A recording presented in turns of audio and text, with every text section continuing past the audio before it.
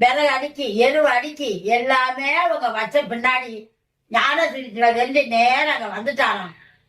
அங்க வந்ததும் எங்க அம்மா மேல விறகி எழுதி அடிச்சிருக்கீங்களே, எங்க அம்மா உடம்பு பழிச்சாளா அப்படின்னு வந்தது.